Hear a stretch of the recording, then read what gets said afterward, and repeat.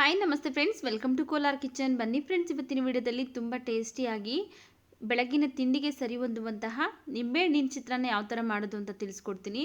ಇದು ಲಂಚ್ ಬಾಕ್ಸ್ಗೂ ಸಹ ಸರಿ ಹೊಂದುತ್ತೆ. ಬನ್ನಿ ಇವಾಗ ಹೇಗೆ ಮಾಡೋದು ಅಂತ ನೋಡೋಣ. ನೋಡಿ, ಒಂದು ಬಾಣಲಿ ಬಿಸಿಗಿಟ್ಟು ಅದಕ್ಕೆ 2 ಟೇಬಲ್ ಸ್ಪೂನ್ ಆಗೋಷ್ಟು ಎಣ್ಣೆ ಹಾಕ್ಕೊಳ್ತಾ ಇದ್ದೀನಿ.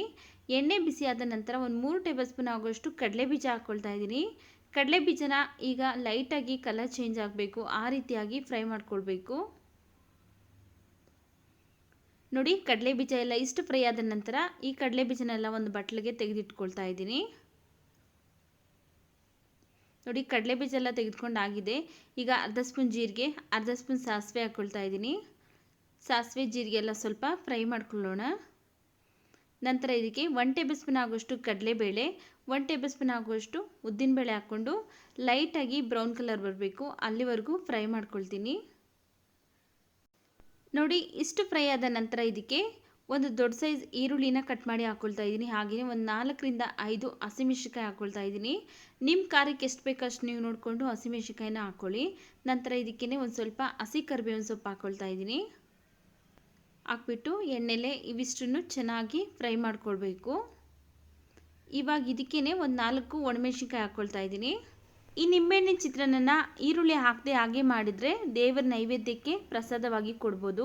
ನೋಡಿ, ಈರುಳ್ಳಿ ಹಸಿಮೆಣಸಿನಕಾಯಿ ಎಲ್ಲ ಇಷ್ಟು ಫ್ರೈ ಆದ ನಂತರ ರುಚಿಗೆ ತಕ್ಕಷ್ಟು ಉಪ್ಪನ್ನು ಹಾಕ್ಕೊಳ್ತಾ ಇದ್ದೀನಿ. 1/4 ಸ್ಪೂನ್ ಆಗುವಷ್ಟು ಅರಿಶಿನ ಪುಡಿ ಹಾಕ್ಕೊಳ್ತಾ ಇದ್ದೀನಿ. ಈಗ ಇವಿಷ್ಟು ಚೆನ್ನಾಗಿ ಮಿಕ್ಸ್ ಮಾಡ್ಕೊಳ್ಬೇಕು. ನೋಡಿ, ಮಿಕ್ಸ್ ಮಾಡಿಕೊಂಡ ನಂತರ ಈಗ ಸ್ಟವ್ನ ಆಫ್ ಮಾಡ್ಕೊಳ್ಳೋಣ. ಸ್ಟವ್ ಆಫ್ ಮಾಡಿದ್ಮೇಲೆ ಒಂದು ನಿಂಬೆಹಣ್ಣಿನ ರಸನ ಹಿಂಡ್ಕೊಳ್ತಾ ಇದ್ದೀನಿ. ಸ್ಟವ್ ಆನಲ್ಲೇ ಇಟ್ಟು ನಿಂಬೆಹಣ್ಣನ್ನು ಹಾಕ್ಕೊಳ್ಬೇಡಿ. ಆಫ್ ಮಾಡಿದ್ಮೇಲೆ ನಿಂಬೆಹಣ್ಣಿನ ರಸನ ಹಿಂಡ್ಕೊಳ್ಳಿ. ನೋಡಿ, ಈಗ ಇದಕ್ಕೆ ಸಣ್ಣದಾಗಿ ಕಟ್ ಮಾಡಿರುವಂತಹ ಕೊತ್ತಂಬರಿ ಸೊಪ್ಪು ಹಾಕಿ ಚೆನ್ನಾಗಿ ಮಿಕ್ಸ್ ಮಾಡ್ಕೊಳ್ತಾ ಇದ್ದೀನಿ. ಈಗ ಗೊಜ್ಜು ರೆಡಿಯಾಗಿದೆ.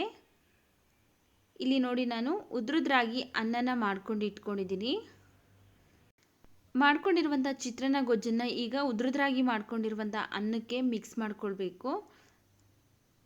ನೋಡಿ, ಚಿತ್ರಾನ್ನ ಗೊಜ್ಜು ಹಾಕ್ಕೊಳ್ತಾ ಇದ್ದೀನಿ. ನಂತರ ಮೊದಲೇ ಫ್ರೈ ಮಾಡ್ಕೊಂಡಿದ್ರಲ್ಲ ಆ ಕಡಲೆ ಬೀಜನ ಸೇರಿಸ್ಕೊಂಡು ಚೆನ್ನಾಗಿ ಗೊಜ್ಜೆಲ್ಲ ಮಿಕ್ಸ್ ಆಗೋ ಥರ ಮಿಕ್ಸ್ ಮಾಡ್ಕೋಬೇಕು. ಸ್ಪೂನಿಂದ ಮಿಕ್ಸ್ ಮಾಡೋದಕ್ಕಿಂತ ಈ ರೀತಿಯಾಗಿ ಕೈಯಿಂದ ಮಿಕ್ಸ್ ಮಾಡಿದ್ರೆ ಗೊಜ್ಜೆಲ್ಲ ಚೆನ್ನಾಗಿ ಅನ್ನಕ್ಕೆ ಹಿಡಿಯುತ್ತೆ.